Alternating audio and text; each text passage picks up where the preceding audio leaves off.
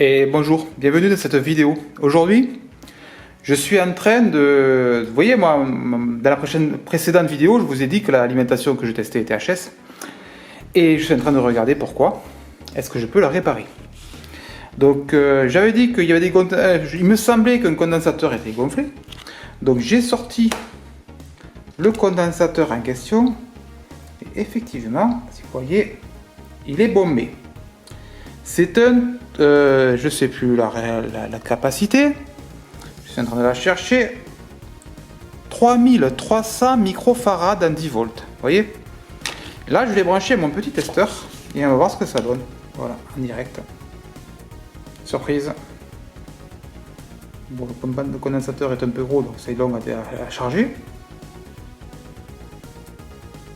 Et voilà.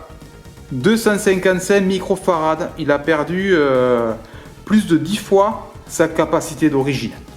Et après, on s'étonne que ça ne marche pas. Donc, ce que je vais faire, c'est qu'il y a d'autres condensateurs dessus, je suis en train de voir. Oui, il y a d'autres condensateurs qui sont accessibles. Je vais les démonter. Je vais les tester, parce qu'il faut les démonter pour pouvoir les tester. Et s'ils sont HS, je les remplace. Et après, on va voir si ça marche. En gros, c'est ça. Et pour les démonter, bien sûr, j'utilise mon classique fer à souder pompe. C'est super pratique.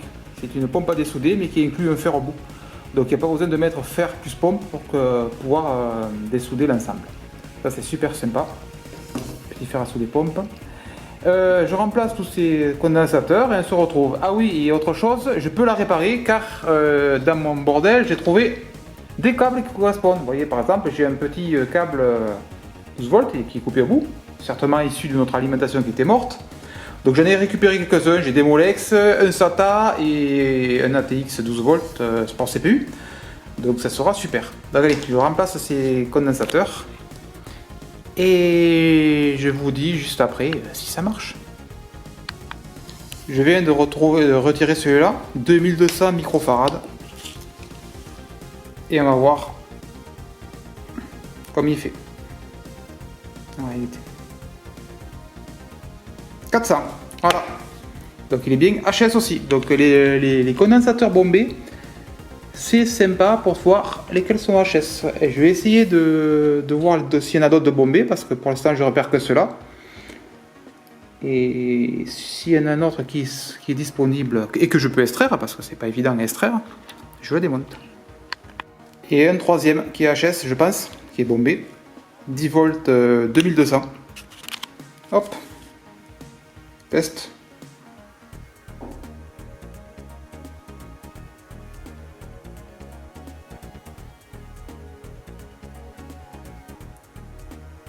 Hallucinant. 26 picofarad. C'est 0,02 microfarad. Sachant qu'il est censé en faire 2200. Donc il est à la limite, il n'y a plus rien. Il est extra vide celui-là. Celui-là, il n'y a plus rien du tout. Donc je vais quand même voir s'il y en a d'autres en checkant en surface, parce qu'on arrive quand même à les tester même sans les dessouder. Même si la valeur est approximative. Et je reviens. Donc au total, j'ai trouvé 3 condensateurs HS. Dont un qui est resté absolument plus rien là. Donc il se trouve là, donc il y a les deux pattes qui restent. C'est la ligne 3 volts 3. Et celui-là qui est là, c'est la ligne 5 volts. Je pense que ces condensateurs servent uniquement de filtrage de parasites en sortie. Bon, c'est une alimentation à découpage, donc c'est jamais très parfait. Et qui permettent bien de lisser la courbe comme il faut. Par contre, j'en ai démonté un par là, Ce vis, il tient le radiateur qui touche les transistors en fait, de puissance. Et ce condensateur sert à quelque chose pour les condensateurs de transistors de puissance. Donc je me demande si c'est pas lui qui faisait dérailler l'alimentation. Je vais quand même continuer à chercher, mais je pense que c'est les trois qui étaient, d'ailleurs c'est les trois qui étaient gonflés. En fait, ce que je fais, par exemple, là il y en a un, le condensateur. Ce que je fais, je mets mon testeur derrière et je peux quand même tester approximativement la capacité. C'est pas 100% juste puisque c'est monté sur un circuit, donc normalement théoriquement il faudrait dessouder au moins une patte pour pouvoir le tester. Mais ça permet de faire quand même le test qui fonctionne, puisque les 3 autres, je les ai testés comme ça, et ça me donnait des valeurs très faibles. Une fois démonté, la valeur était encore plus faible. Donc celui-là, c'est sur la 12 volts, il doit être bon. Et les autres, c'est des tout petits condensateurs qui ont l'air tous bons. Moi, je vais quand même faire un test de l'ensemble de la platine, pour voir où ça en est. Ah oui, j'ai passé un petit coup de propre aussi, c'est pour ça qu'il n'y a plus de poussière. Avec de l'alcool isopropylique, pour bien nettoyer. Et ça revient nickel. Donc je vais continuer à chercher les condensateurs HS, et si j'en trouve, ben, je les sortirai. Si j'en trouve pas, ben, je remplacerai ceux-là.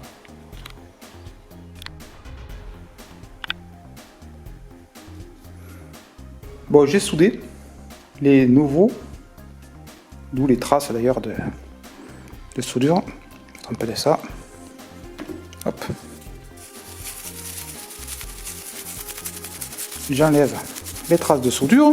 Ça sert à rien de les faire parce que c'est moche. Bon, c'est moche, on s'en fout. Mais... bon, il y en a qui sont pas très belles parce que le problème de souder sur des épaisseurs comme ça d'étain, parce que ça encaisse beaucoup d'énergie, mais c'est très épais et même en chauffant à 400 degrés, ça a du mal à fondre. Donc, après, il ne faut pas trop chauffer parce que les condensateurs, c'est des 105 degrés, il ne faut pas les exploser. Comme condensateur, hop, ils sont là, les remplaçants, tout neuf. Voilà, il y a la marque qui est là, autour. Samsung. Bon, c'est pas des super condensateurs, c'est une petite marque. On est loin de Panasonic, Sanyo et compagnie. Mais bon, c'est des petits condensateurs qui feront le job.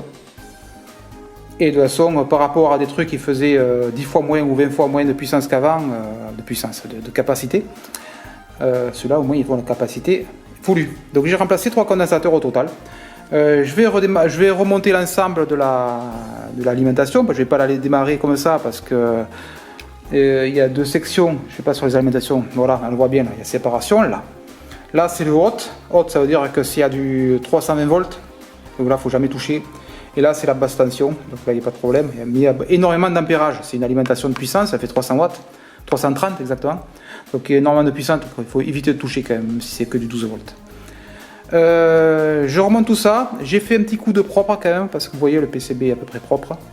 Idem, j'ai un peu tout nettoyé. Et ben on va voir si ça marche avec l'adaptateur. Donc je la remonte, on va voir ça de suite. Ah si, je voulais vous faire voir avant de la remonter, ça.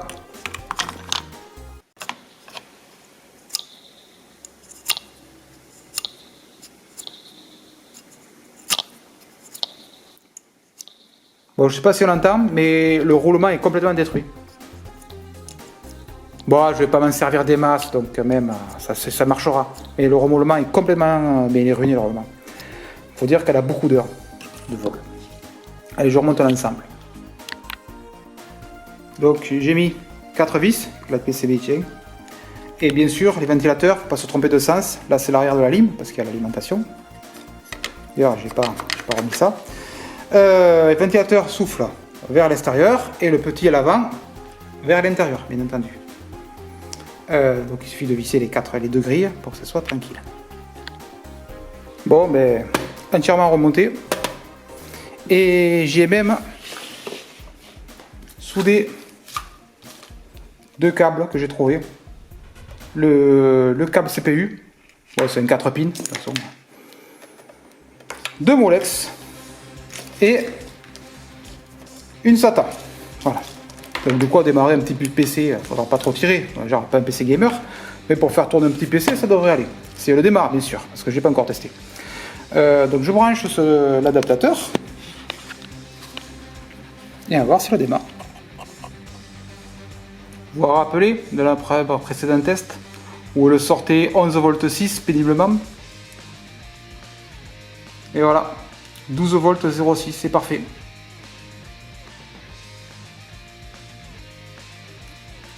On va tester les autres tensions.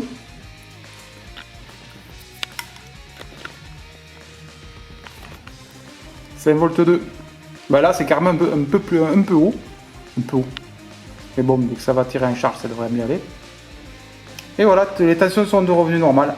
Tout va bien. Il ne manque plus que la caisse testée sur un PC, mais je pense que ça ira sans problème. Vous voyez, 3 condensateurs remplacés. Pour un coût dérisoire, même si ce n'est pas des condensateurs haut de gamme. Et tout fonctionne bien. le moins 12 volts est à nouveau normal.